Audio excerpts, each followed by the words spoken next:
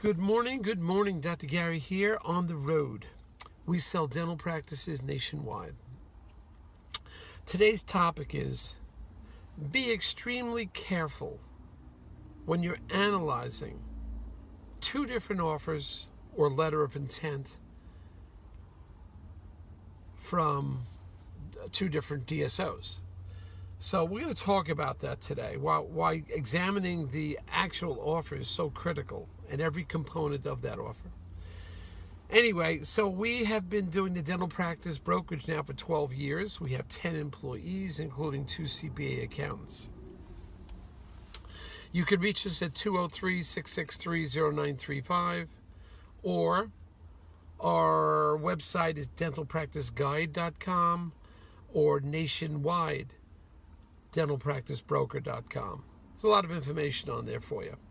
Everything you're about to hear is for entertainment purposes only. It is not business or legal advice.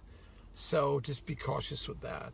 Now, if you're thinking about selling to a large DSO and your practice is one of the larger ones, 900 plus thousand approximately, although a lot of them are looking for 1.2 million and higher, with at least 4 operatories or more, please give us a call, because we work with virtually every DSO in the country, and certainly the largest ones.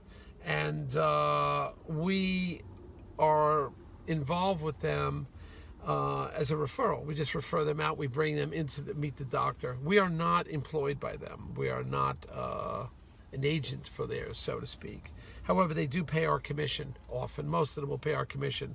Occasionally, we can get the legal fees reimbursed also. So it's something to take into consideration. So give me a call on that if you want to discuss that more. We also do free evaluations, appraisals, and give you an idea what the market value. Different market values in different areas too, by the way. Let's just talk about that for a second. Fairfax, Virginia is one of the hottest counties on the East Coast right now as far as selling practices. And you're getting 80-85% because of the volume of buyers that are looking. And we have a number of practices down there because we did a lot of marketing. It's a different market than the New York metro area market. The sale prices in New York metro are less, New Jersey are less they are in Fairfax, Virginia. It's the county of Fairfax, Virginia. It's just like on fire. So anyway, let's get into this today. You have one seller, a larger practice, doing over well over $1 million, and well established, getting 2 different offers from 2 DSOs. And the seller is telling me, well, look how much money I'm getting from this one DSO. Why don't I go from them? It's very simple. What does the criteria, letters of intent are non-binding too, by the way, but what is the specific language in that? How much is the holdback money? What happens to that holdback money? Does it go in investment to the company right away? Or do they tell you, well, that's just going to be on your local level? Another issue is, what is your compensation? Now, some of them will give you a high value, but lower compensation working for them as an employee. Well, that compensation could be 20% less, but they're giving you a higher offer. So you can't compare the offer from one DSO to another if you don't take and match up, apples and oranges. You have to match up every specific item. Another issue is, and one instance right now, I'm telling the seller, wait a minute now, the other DSO is giving a higher compensation. That is you as an employee, what they're paying you. Their compensation is 25% higher. So in 3 years, you'll probably be better off taking the higher compensation. So that's something to be aware of. So the seller was trying to compare the two and wasn't putting the right criteria in. And you've got to have the right criteria in. Secondly, the holdback money. Every DSO is going to hold back some money. What happens to that money? Some of them tell you, well, we're going to own 80%, you're going to own 20%. Well, you don't really own it, but it's more of a profit-sharing thing. But they'll say, well, by 80% of your practice, you maintain 20% of your practice. Although they don't tell you that they own the practice, they own all the equipment, they have the accounts receivable, it's their practice. They may give you some kind of local level that is isolated to your office. They may give you some kind of profit sharing, whatever. But this is so important. There's so many specifics. That's why you need a dental attorney, and us as brokers can help you too.